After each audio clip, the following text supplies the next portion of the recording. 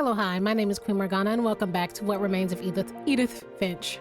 Good lord, I'm not redoing that. Alright, so in the previous episode, we were kind of introduced to the Finch family by Edith here, our narrator.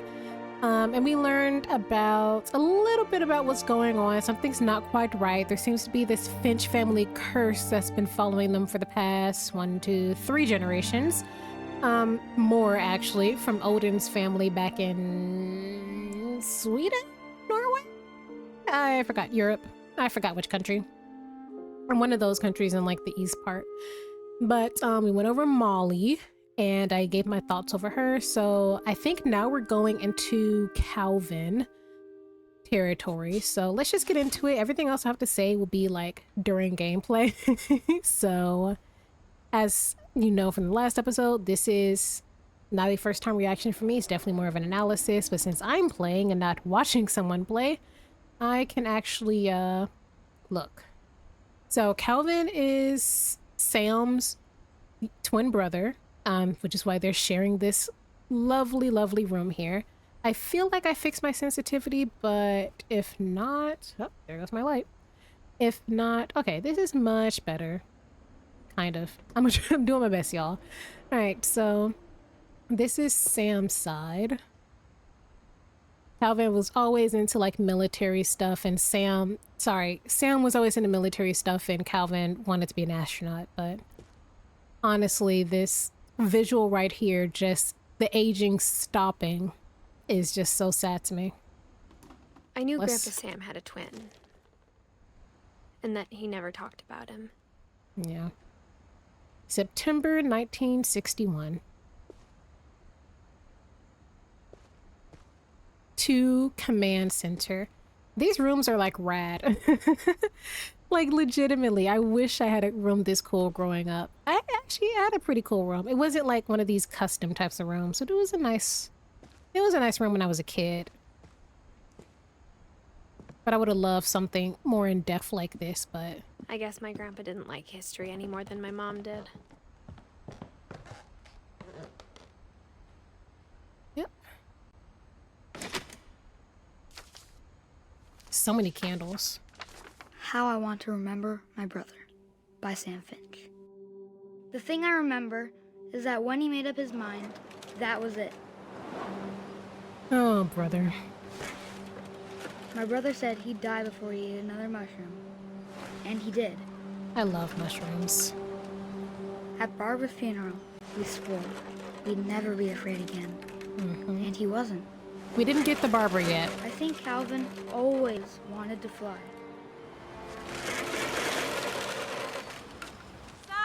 Ooh.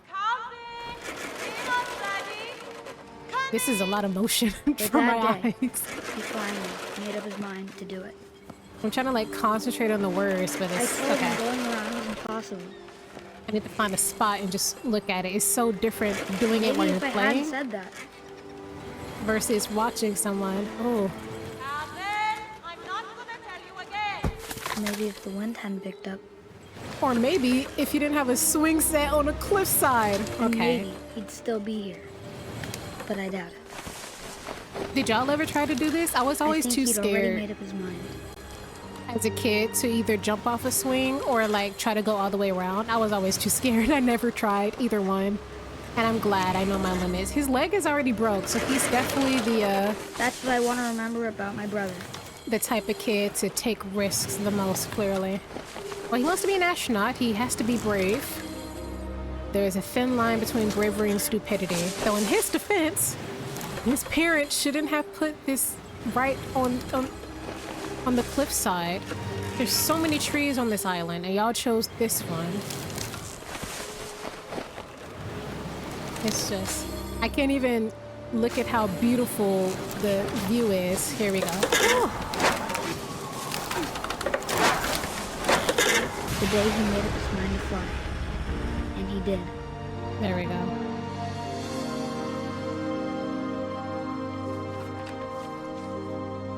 That must have been terrifying final moments for a kid. At least Molly was... Calvin's story felt strangely familiar. When I was younger, I remember trying to do the exact same thing. At least Molly was asleep when she passed, you know? She had her little fever dream. She didn't realize what was happening, so she was at peace in some way, shape, or form. Calvin, though the memory doesn't really show it because, you know, there'd be this completely different rated game, but that must have been like that first time after going around and hearing the branch crack must have just been like his heart must have just dropped. He was 11 when he died, 1961. Again, a highly preventable child death, which is the theme of this family. There's more child After the deaths funeral, later. Edie roped off Calvin's half of the room. But every single Mom one of said them Grandpa Sam enlisted at 18 and never set foot in the room again. is, in my opinion, the complete fault of Edie and her negligence. And, you know, Edie, again, I'm sure loved all of her children, but like, this could be a reflection of some parenting trends from the past, you know, being somewhat hands-off, even for a housewife. Because this would have been before women had the right to vote. I mean, she could have worked at this time, but being an immigrant and whatever place this is, she probably is, and being a woman, she probably would have struggled to find a job, to be honest, if it wasn't in like a factory or something. But again, you know, don't send your daughter to bed without food. Don't put the swing set on the edge of a cliff. Why is your house built on the edge of a cliff? I don't know. Like, I feel like one of the reasons Edie holds on to a lot of things is also her guilt. Yeah, she wants to remember the best parts of their lives and everything like that, which I think is a good thing. But I think because she never dwells on their death, she never has like insight as to what could be done to prevent future death in the family. Because like they said, Barbara at this point is already dead. Barbara is Molly's older sister? No, or was Molly the firstborn and she just died young? I can't remember. I need to look back at the family tree when we get there. But also, I would have moved Sam out of the room. To be fair, if the sibling you're sharing your room with dies, I feel like it'd be difficult to stay in that room. I feel like it'd be difficult to stay in the house where someone has died anyways. Like, I had this conversation with one of my parents recently, the one I live with, because we were watching a show. And I was like, hey, I love you, but if you die in this house, I'm not living here. And they were like, same, because that's a lot. I understand not everybody has that privilege, because it is a privilege to just up and move to a whole new place, house, apartment, whatever. But in this case, at least move rooms. But because she never gets rid of anything, there's never any extra rooms. Because realistically, if you had like I'm not even going to say Molly's case, because I know that's like fresher. But when you have a family member who is deceased, you do have to clean out eventually their stuff. And if they took up a whole room, you just have an extra room. You know what I mean? Especially in a case like this, like to have to sleep in the bed in half a room. Like at the very least, Sam's stuff should have been moved to a whole new area, or Calvin's stuff should have been moved to a whole new area, or Sam should have just been given the whole room. It's already a room on the small side too. So clearly they weren't expecting the twins, and this is before whatever money Edie had to have come into to keep building onto the house, because they're not clearing out rooms. Oh, Edie. Captured. Sam Finch. Yeah, Sam is definitely the age range of pro-militarism kids, to be like a pro-military kid. And by that I mean like dreams of going to the military. SLR photos. Yep. I just realized this staircase leads nowhere. I guess he could jump on the bed, but what's the point? What's the point? Oh, it goes up there. He just didn't use it. Oh, you know what? It's probably gone because he got bigger. He probably like outgrew it and took it down. And Calvin's is still there because he never got bigger. You know, I just thought about that because that little space up there is a perfect fit for a kid, but not so much a growing teenager. That makes sense, actually. Yeah, they don't touch anything. Like, even the beds aren't made up afterwards. Like, they don't do the I don't know what it's called. I'm gonna call it like death cleaning. Some countries, they have like it's a job. Like, professionals will come and clean up the spaces of deceased loved ones for the family because they understand it's a difficult process. And then they'll leave behind either the family would go there and take out valuables before, or they'll leave behind anything they think is sentimental, like jewelry, collections, photos, and things like that. There's a few businesses in the US that do it. They're private. They're not necessarily like a big thing.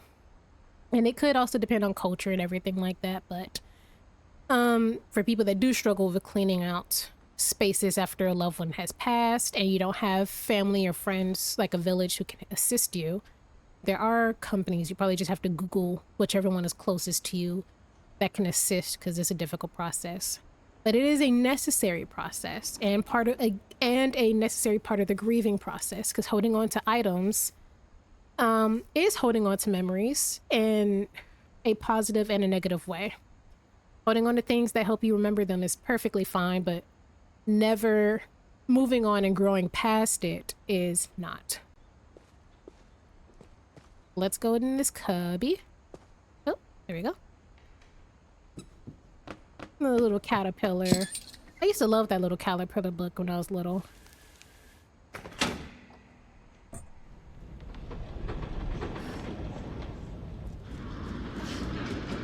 Again, so much money to build these little corridors and hidden things and the railroads and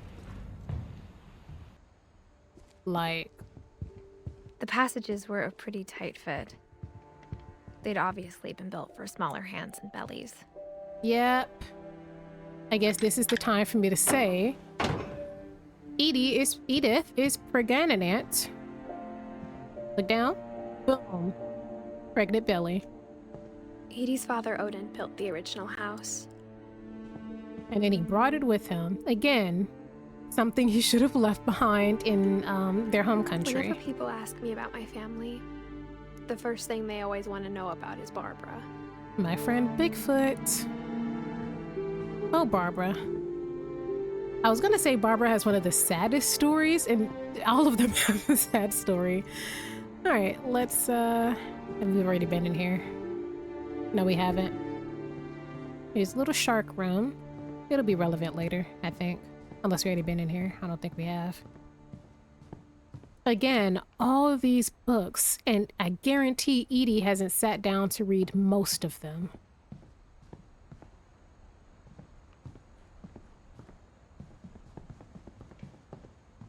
And wine hidden about. Hey, Milton. Left his art behind. Growing up, I always thought of Barbara as a child star. I mean, he probably was a child star.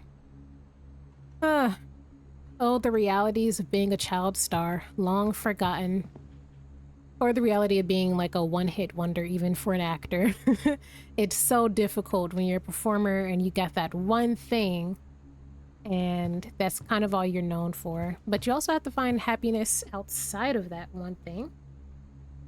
Okay, don't know what that was. Oh, I know what that was. I have a little cloud wall next to me and a piece of the cloud came down. I never thought about how hard it must have been for her afterwards. Again, there's such a, like, clear difference in the bedroom sizes. Molly was definitely born earlier on and had that gigantic room, and then the twins are stuffed in that tiny room. Barbara has this tiny room. I mean, I'm sure they're regular sized rooms, and maybe the issue is just an abundance of stuff and how they're decorating it, which makes me, it makes it pretty obvious Edie had a big hand in how a lot of this is decorated. Again, not sure how she got the money or funding as a single, because she never remarried as far as I'm aware, but like a single mom with all these kids, you know? I might need to look at the dates again. Maybe the husband died later on, but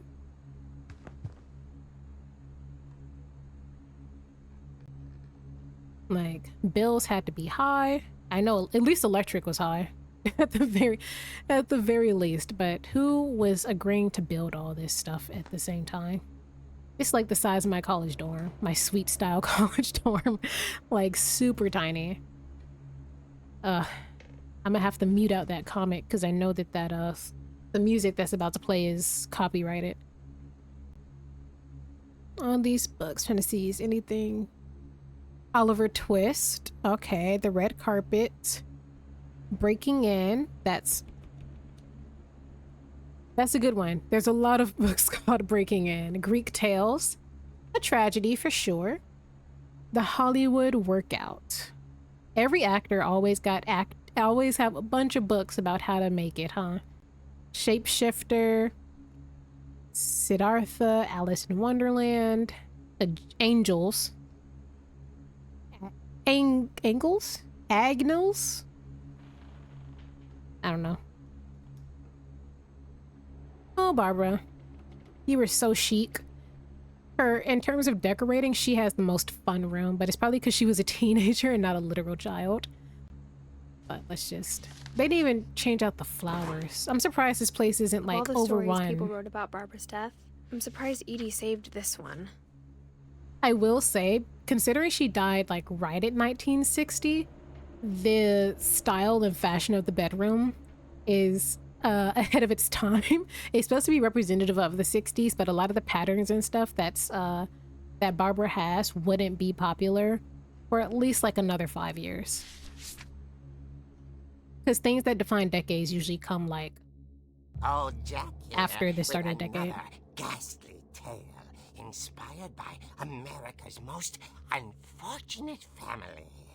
I'm calling it The Surprise Ending of Barbara Finch. As a child star, Barbara was famous for her scream. Now at 16, she was all washed up. A has-been. Again, calling a 16-year-old washed up is She'd been insane. asked to perform her signature scream at a local convention for monster movie fans. It was just the boost her career needed. It wouldn't have been a big boost, to be honest. Her scream hadn't aged well. Getting better. I think you just need the right motivation. Her biggest fan and current boyfriend, Rick, was about to demonstrate when... Now that was a great scream. It was Barbara's father, Sven. He'd slipped into a table saw and had to be rushed to the emergency room. So Barbara got stuck babysitting her youngest brother, Walter. Her convention comeback was cancelled. Okay, I'm hearing frustration, but I'm not hearing terror. What if I tried... A gang of hoodlums in Halloween masks have been terrorizing Orcas Island tonight. Police are urging residents to... That came from the basement. You're right! Also, I loved your delivery on that. Why is your basement door locked? Because my dad likes making puzzles and secret passages. There's a key hidden in the music box. The secret is to keep winding and winding until finally the key pops out. Thanks, babe. I'll be back in a sec. 20 minutes later, Rick hadn't returned. So Barbara went to look for him, right on cue. She reached for the music box. Am I gonna get control over this, or... There we go. And as she wound the key, she listened for Rick, but the house was silent.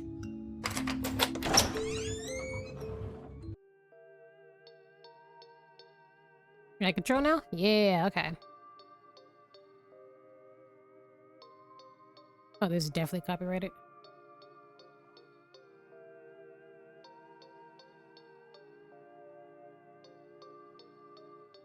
with some blood next to it. Ooh, spooky and scary.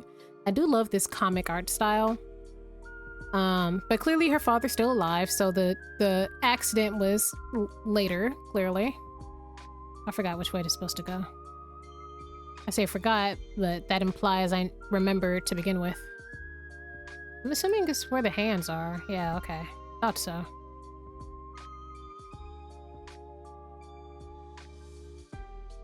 Oh, did he? There's the table saw. And this thing?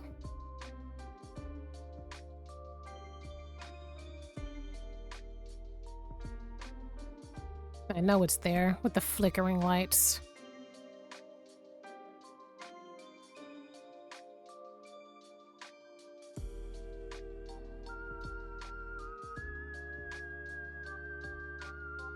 All right. Okay, I had to do that. Rick? Barb, relax. I was just trying to scare you to help you find your scream. Well, I'm not scared, Rick. I'm furious. Also, who wears Then sunglasses act indoors? furious. All I'm getting Just for from you now funsies. is that you're hurt and confused and She threw him out, but she kept a little something to remember him by. Barb, The have you crutch. seen my other crutch? And she was still holding it when she fell asleep watching the late picture show. Mm. Hours later... Barbara! Walter, what's going on up there? Ah! Okay, I'm coming up, but if this is a trick, you're dead, Walter. Oh, Walter. Again, the books and stuff are already starting to stack. Like, the house has been built at this point for how long? And it's already in disarray. All right. Not the roller skate.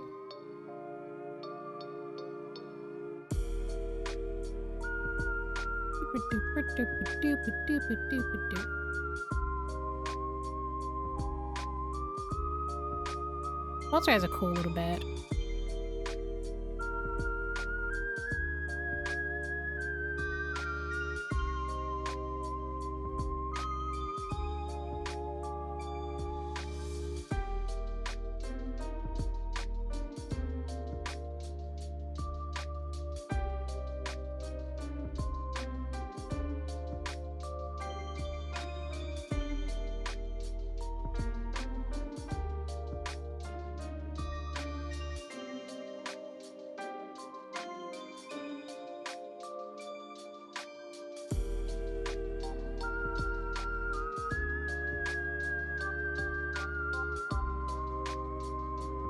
Oh no, there's a secret door right there. Yeah.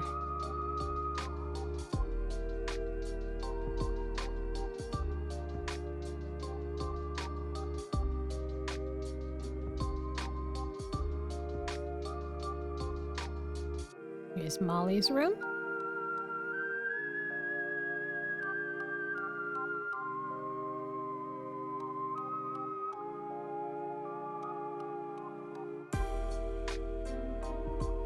Oh, this terrible POV. Keep swinging.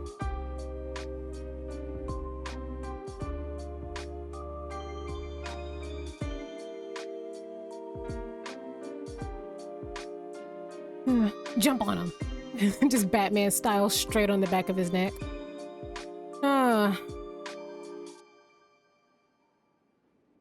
Edie even decorated for Halloween. Ain't nobody coming to this secluded ass, creepy ass house with no neighbors to trick or treat. Or maybe they used to have neighbors who just didn't as time went on.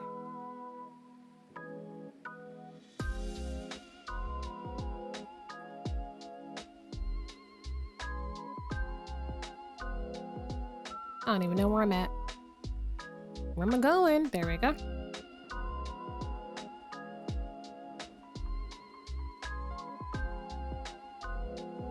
Are they? I know there's not gonna be there, but realistically. She heard whispering. It was coming from inside the house.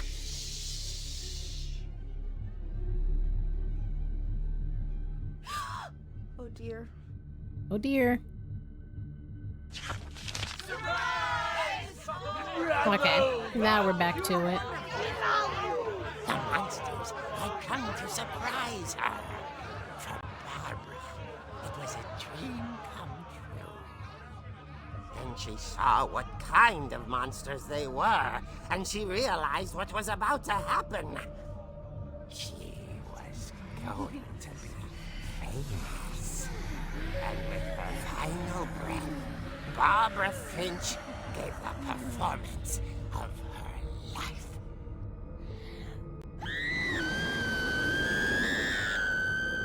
I wasn't there myself, but I hear Barbara was magnificent. Poor girl. She had a taste for stardom. But unfortunately, so did her fans. Of course, the police blamed it all on poor Rick, who disappeared the same night. And little Walter? Hiding under his bed the whole time. He took it all pretty hard. But that's another story. What a crazy way to say that. I just realized. Inside the music box is all they ever found of her. Her ear. Yep. Now that's what I call a real eerie tale.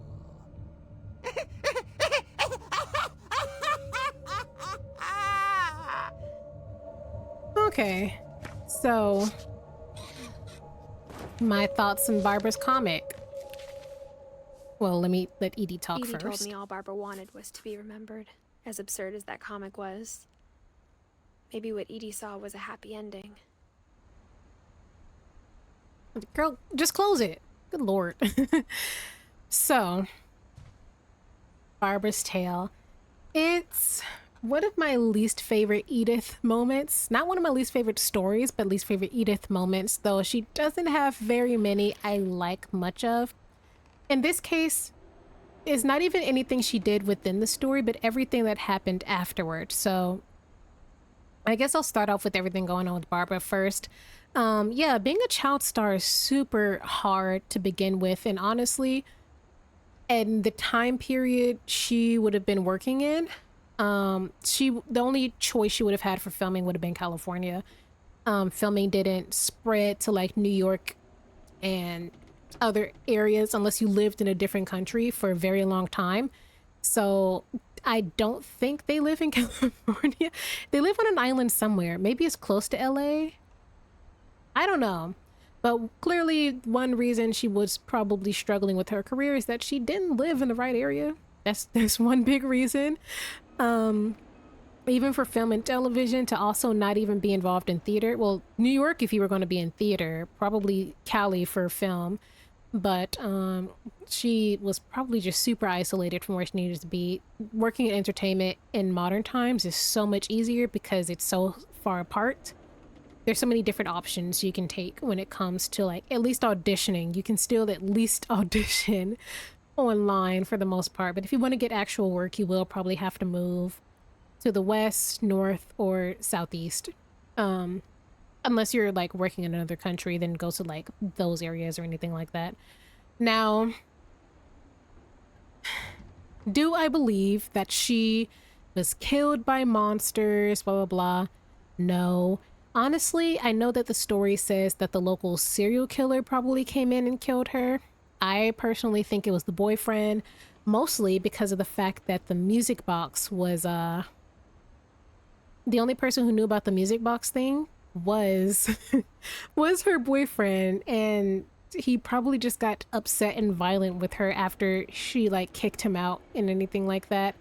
She probably found a way to manage to like climb in through like Walter's window or something like that, or maybe Walter saw him sneaking in somewhere else, and when he screamed, he was just too afraid to come out from under the bed and say something. Though I will say, if you're home by yourself and you live in a place with a bunch of secret rooms and no one knows about them except for you and your family, take your baby brother and hide in one of them little one of the little things somewhere. I don't know. I feel like that would have been fixed so easily. The broken table was probably less from a fall from the balcony, and then the guy just disappeared, and most likely her fighting off her boyfriend. If Walter was hiding that like that, he most likely heard Walter and her boyfriend like physically fighting. He probably heard Barbara being killed by her boyfriend and then just like hid under the bed, too afraid to say anything. And if the police are also actively looking for a killer in the area, they're going to assume that the killer did it, right? That's just that's just how crime usually works. I'm be honest, especially if Walter never said anything, especially if he didn't see anything, then the police are going to say, okay, he's a kid, he's too scared to think straight. It doesn't matter, right? And if the boyfriend was never seen again, or if the boyfriend is the only one who's coherent and can say, oh, I left, she kicked me out, she got mad at me, you know what I mean? I think that the boyfriend just got scared. We never even saw the boyfriend's face. He has sunglasses on. I think it was the boyfriend. The music box thing really ties that together for me. Like as a final fuck you to put her ear in a music box. Because also if you're looking for a guy with the hook and you're saying hook for a hand, I feel like with the hook it's difficult to cut off someone's ear in that clean of a way at the very least. I don't know. For everybody to know that she was fighting someone off with the crutch as well, to me, all signs point towards the boyfriend. Now, why I'm upset with Edie. To me, I feel that it is disrespectful to make a comic about someone's brutal murder, but clearly Edie approved of it in some way, shape, or form. I don't think that death... How do I say this? I don't feel like the deaths in this family should be romanticized, because for the children's death, they're all preventable mistakes made by the adults around them, specifically Edie, until we get to another child later on in the future. But in this case, murder / domestic violence is a tricky thing. Neither one of the parents were there. They thought their daughter was safe with her boyfriend. Maybe they didn't even know that she had invited the boyfriend over. It's like, I was gonna say the 60s is right at 1960, so, you know, boyfriends and working at diners and all that was perfectly fine. But I don't feel like her romanticizing murder, at the very least, is a good thing. It definitely not the way Barbara wanted to be remembered, to say she put on the best show of her life. Hey, yeah, the best acting of your life is acting. If she was actually performing, she would still be alive. It's not method if you're actually being killed, you know what I mean? Like, that's a little insane to me that she would kind of green light this and then put this in the memorial and Barbara's memorial, right? You've talked to your daughter, you know she feels upset about her dead career, and instead of, I don't know, I'm sure she probably did the best she could have with whatever money and resources they had at the time, but instead of honoring her in death, you're just kind of saying, oh, this was your career? Like, your best show was you dying? I don't know, it feels really insensitive to me, and like Edith said, it's probably Edie's way of honoring Barbara and finding some type of happiness in it, that maybe in death, as Barbara is screaming, and clearly Walter was super traumatized from it. We'll get to Walter way later on, but Walter was pretty scarred from it, so he most likely did hear Barbara screaming. It's probably sounded like a real scream of terror, because it most likely was a real scream of terror because she was being actively murdered. So, but it's just, it's fucked up, especially because the house is so isolated. There's no one really around to hear or anything like that. I just think the whole thing is too much. Seattle Starlet. Okay, yeah, see, she's been to a bunch of theater shows and everything, at least in Seattle. And Seattle's in Washington. I don't know where they fucking live. Either way, for her dreams and aspirations, at 16, you know, she don't have a choice. She has to live with her parents, and they have more kids. They can't just uproot and go. Let me look at this map again. So, yeah, Molly was the firstborn. She was the eldest. Molly was the baby that Edie and Sven had when they got off the ship when Odin died in that crash and they lost the house. And a few years before Molly died, Barbara was born. And then when Barbara is about 6, and like 3 years after Molly, they had Sam and Calvin. And then a couple years after that, Walter died. So yeah, when Barbara was a teenager in 1960, yeah, Edie would not have been able to like help Barbara achieve those dreams because she's got like 2 10-year-olds. I just realized Calvin died the year after Barbara, so that's a lot of back-to-back death in this case. But at the time, she would have had 2 10-year-olds and like a 6-year-old? 1960, 52, like an 8-year-old, you know? So she would have had some pretty young kids and everything like that, so. And Sven, I wish I had Sven's date here. I know that the married in ones are just leaves on the family tree, but I wish they at least had their dates, but whatever. Okay. Yeah, again, I feel like it's really fucked up to try to make light of a murder.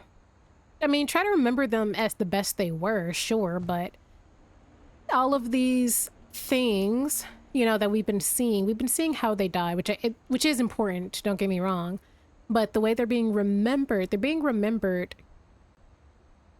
not in death, but as death.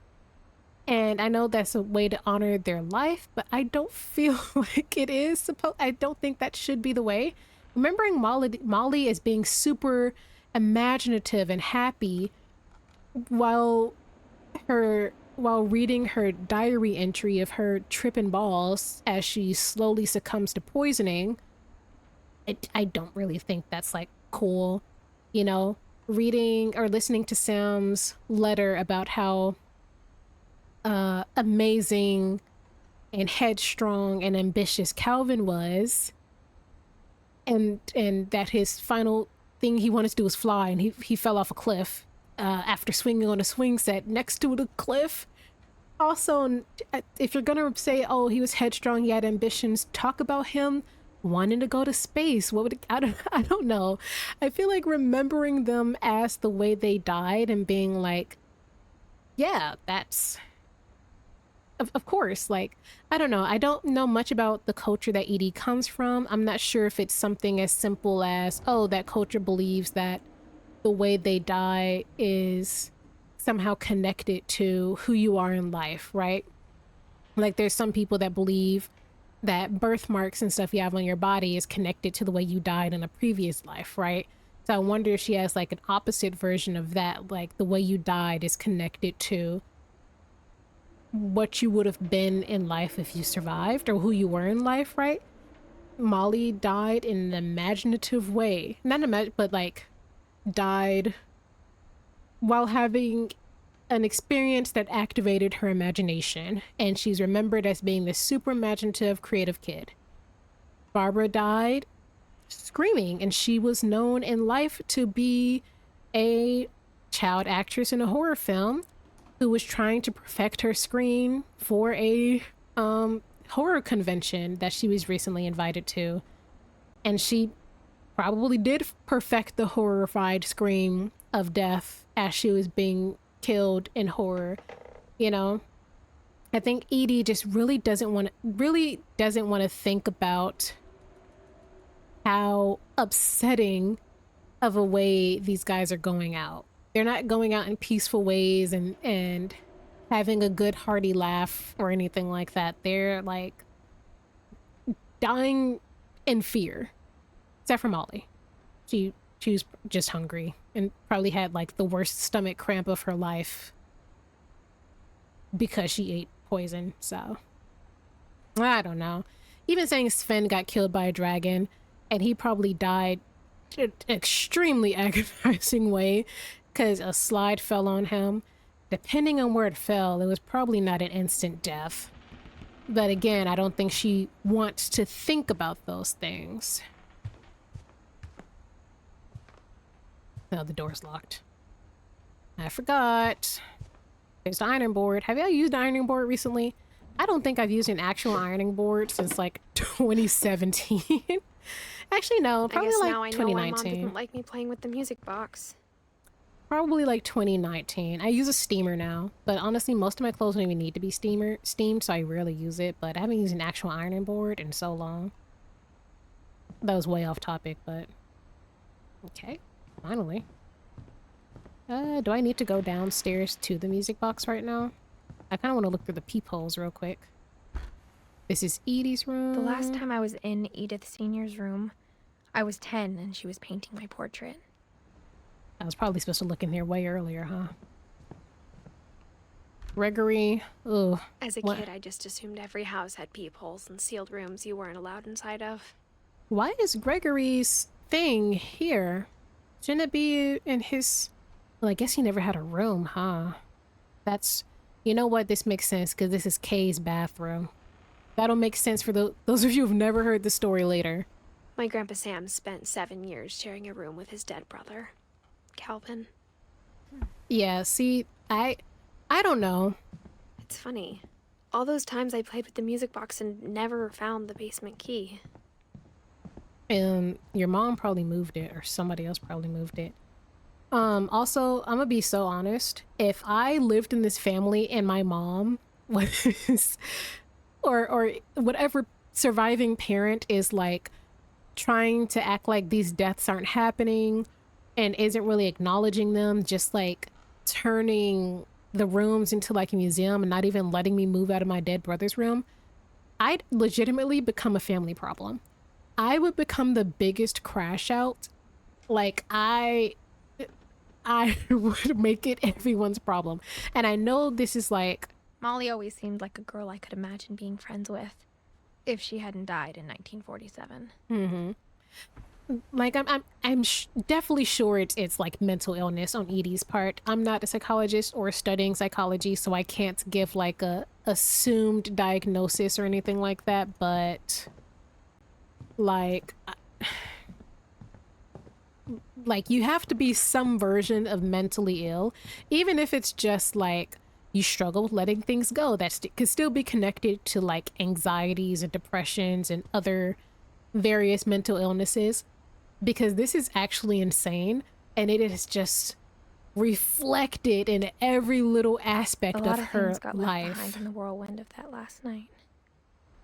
In the house, in her life, just everything.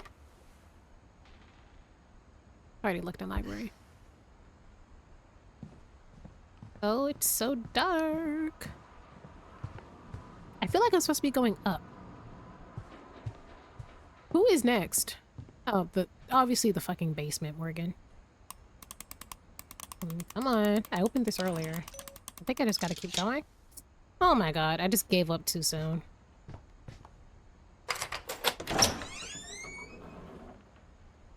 Again, I know Edie's doing this to be quirky, but she legitimately just makes her life harder by making the whole house into a puzzle.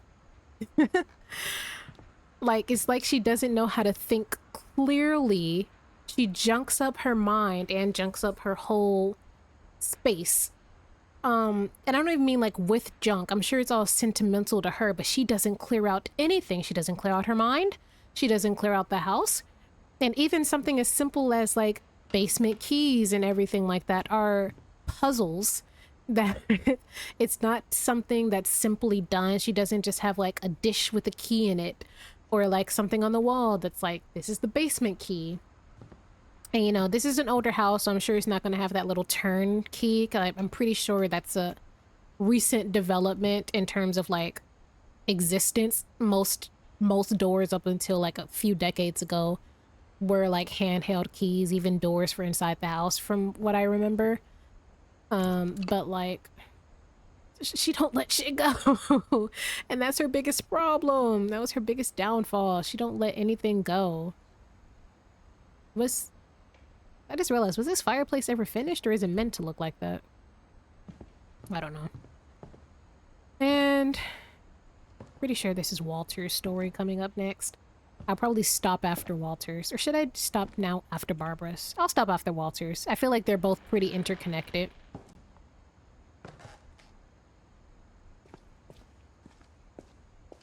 Super dusty laundry room. Mom said the basement was off limits, unless I wanted another tetanus shot. Yeah. I've heard tetanus shots ain't fun. Even the basement's not done. Edie sneaked down to the basement once, carrying packages. Yeah. The basement's not even done. Like, he put all this time and effort into things and not your I thought actual maybe she was unfinished hiding projects.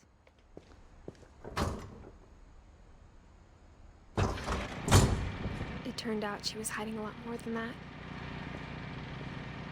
Yeah, we'll do this story.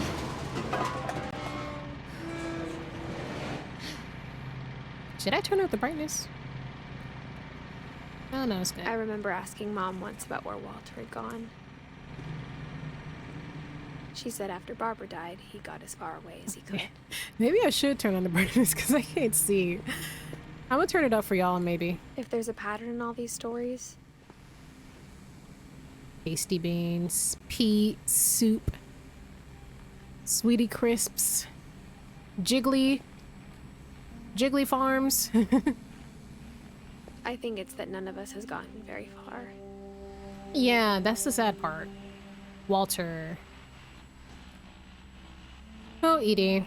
So, this is like a bunker, clearly, and this is where Walter went, and Walter is the little brother who was hiding under the bed while Barbara was being killed.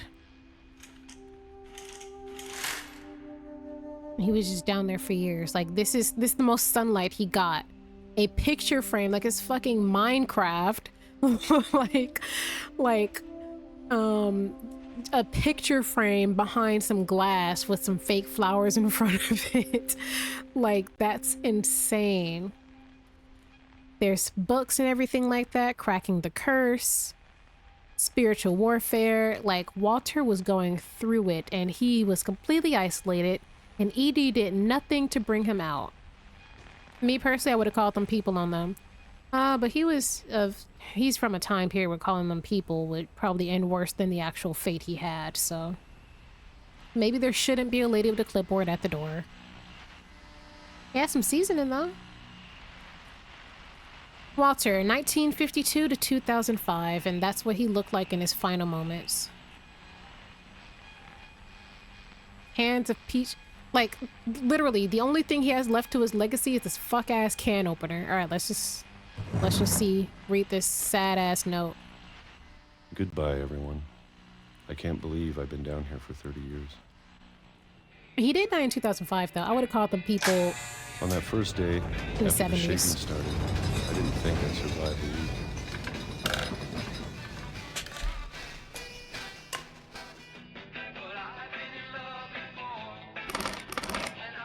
But after a few days, I settled into a routine.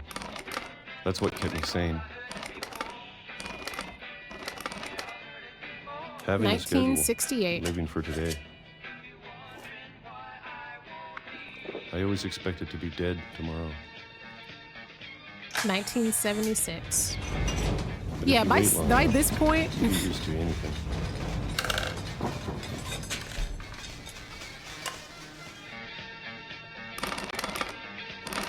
by this Even a point. monster on the other side of the door starts to feel normal.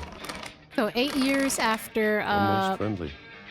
Barbara died is when he moved down into this basement bunker section, surviving off canned peaches and other shit. And then one day, everything just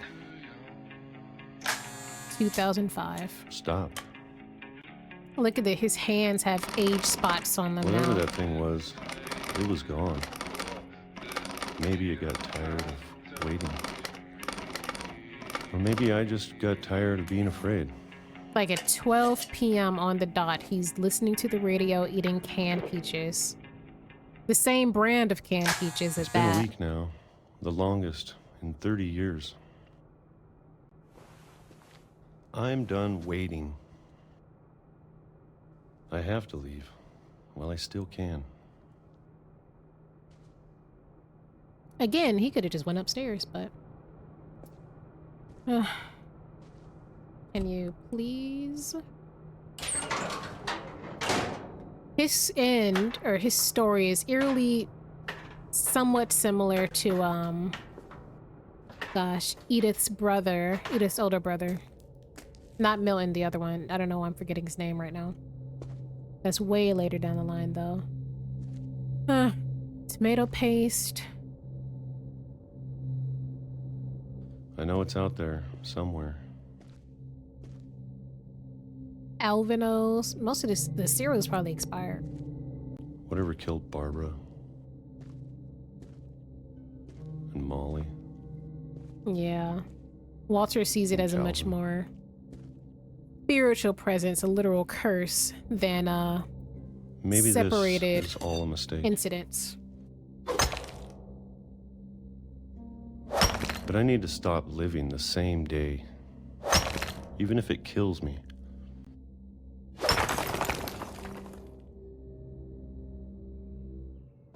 Whatever's out there, I want you to know I'm ready for it. I'm going to appreciate all of it, especially the food. I don't mind if I only have a year left. Or a month. Or a single week. I'd be happy with one more day. I can already imagine the sun on my face. It took him that long to get the will to live, to stop being afraid. Walter died when I was 6. I can't believe my mom never told me he was down here. Well, the thing is, Walter is the literal exact opposite of his mother. Edie kind of refuses to acknowledge, or at the very least be afraid of, these things happening. Walter was afraid of it, and he completely sectioned himself off from everything out of complete fear. And I think if there was a happy medium, you know, there could be a bit more happiness.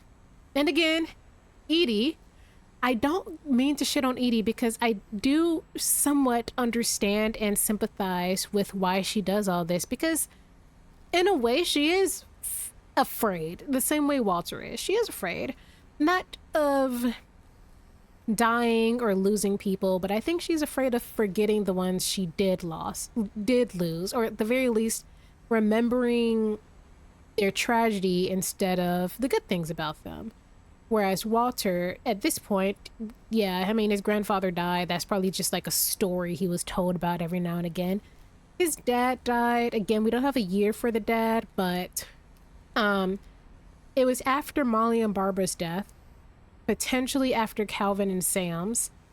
And we know Sven died building a slide, which was most likely for the kids. So it would have most likely been for Walter. He's the youngest. So he never even met Molly. So to hear about the fact that Molly died, okay, you have an eldest sister who passed before you were born, most likely from poisoning. You actively were there when your sister was being murdered. You were alive and old enough to understand that Calvin had died and been flung off a cliff by, you know, playing on the swing.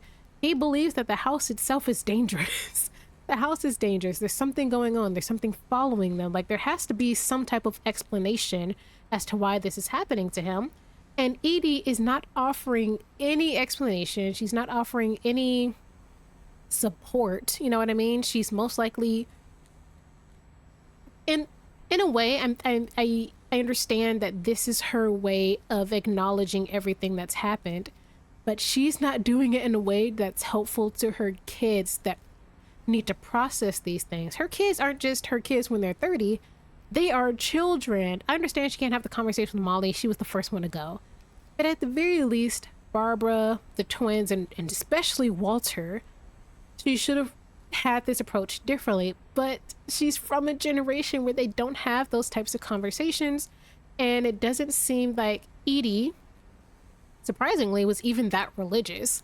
So it's not like she's gonna even give them the, oh, it's God's plan, oh, let's pray about it, oh, they're in a better place now.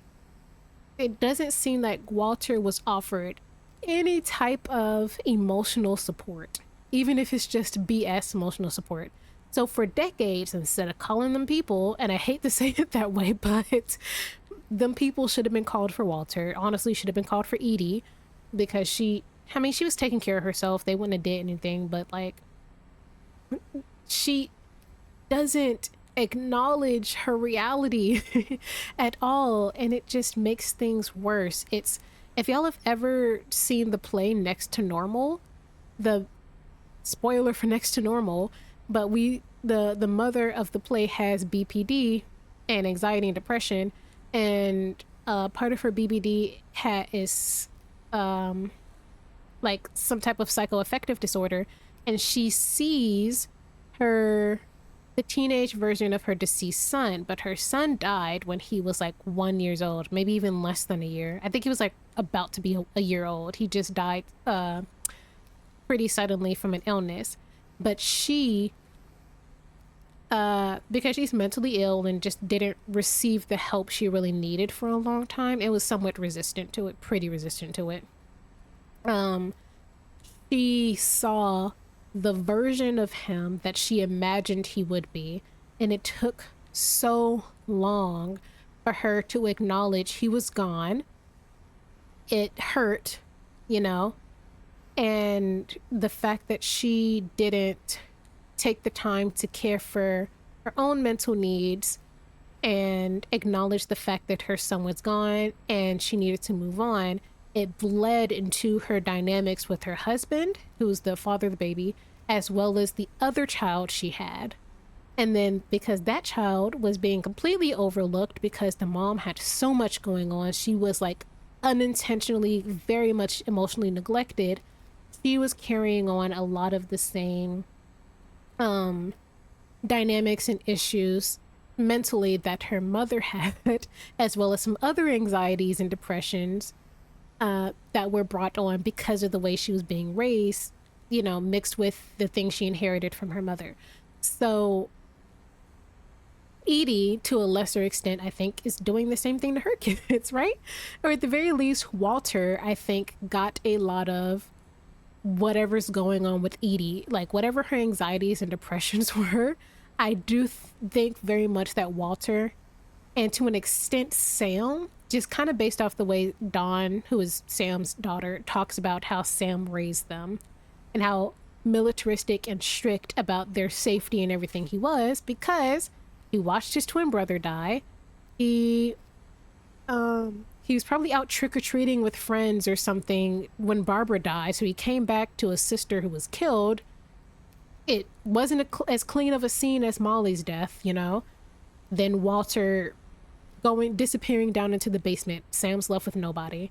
So nobody but Edie and her delusions. And how do you deal with that, you know? So, that's not what I meant to do.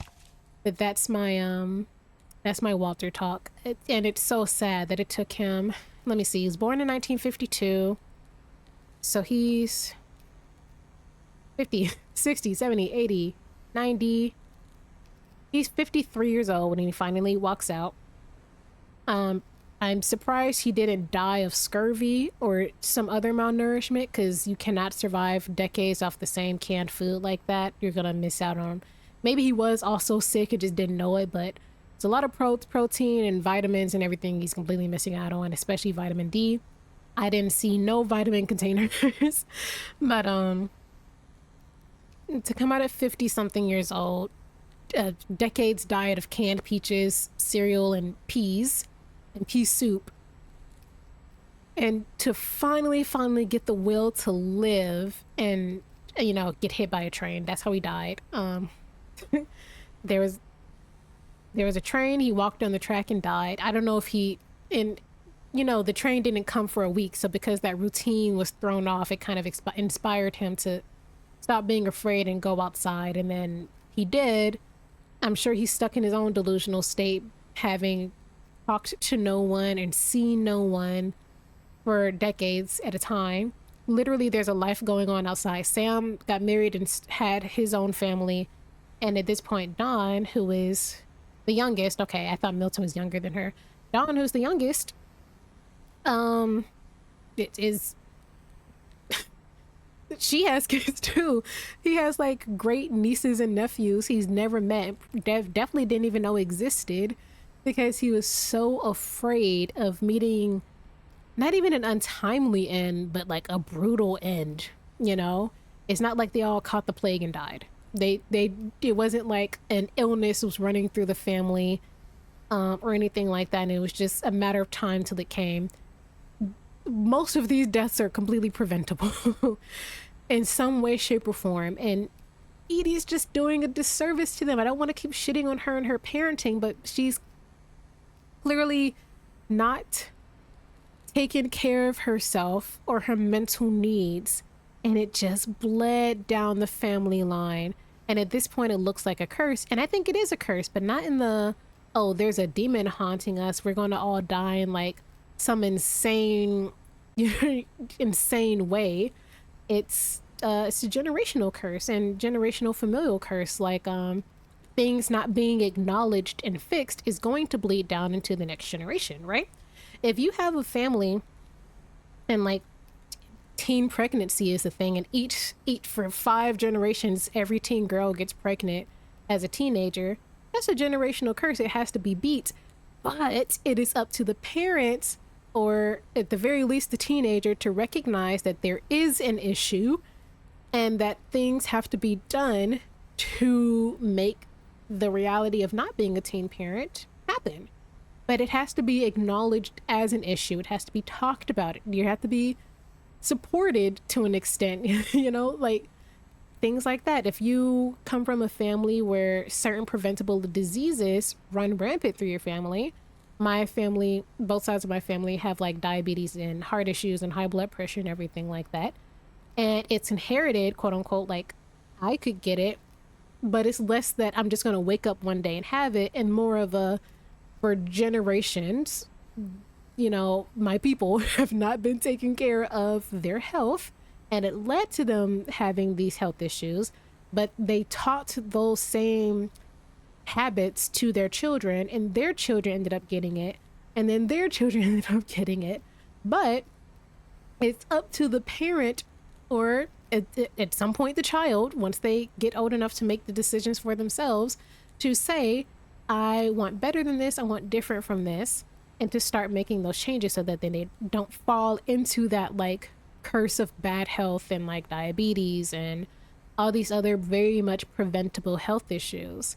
And in this case, I know these aren't health issues, these are deaths, but all of them are preventable. Even Sven having like his issues, what do you mean he cut his hand on a saw and then a slide fell on him sometime later? What? Like, I'm not gonna get him about the saw thing. I understand shop accidents happen. I'm not even gonna get started on that. Yes, be safer. I don't have anything to say about that. Molly, feed your kid. Don't send your kids to bed without dinner. Duh. Barbara, I don't know what you can do about potential domestic violence and between a girlfriend and boyfriend, because yes, it is still very much domestic violence even if you're not married, as long as you're a romantic couple, and or even like a just a physical couple, as long as you're coupled with someone and there's something going on, it's domestic violence. It's domestic violence.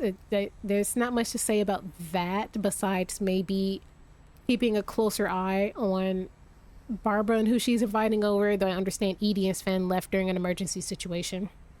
Walter, get your kid help, like actual mental health help. I understand that when he first went down, it was 1968, and mental health services were not the best during that time, but at least the 80s and 90s, maybe even the late 70s.